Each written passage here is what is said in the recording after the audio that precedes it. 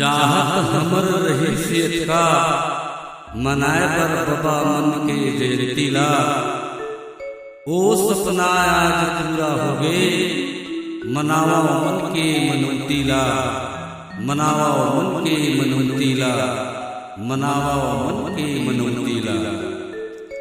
संगवारी हो दाई दीदी भाई बहनी बूढ़ी दाई और सबको बाबा मन के ए स्वराज कला मंच में स्वागत है, स्वागत है, स्वागत है। आओ आओ स्वराज मेला भैया हावे स्वागत सब झल के। आओ स्वराज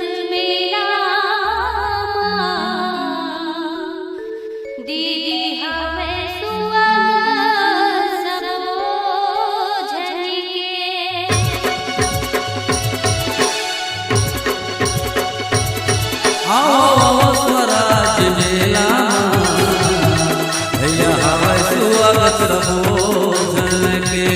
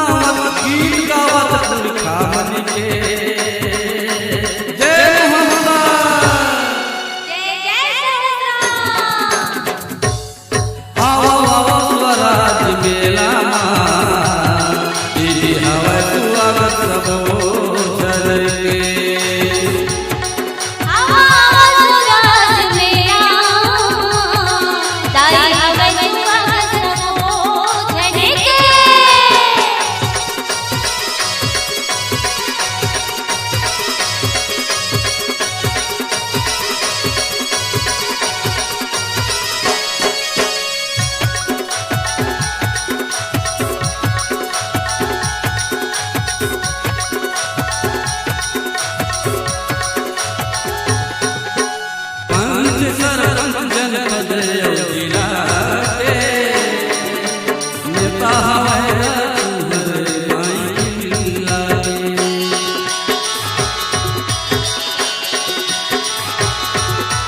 पार्षद नगर सगा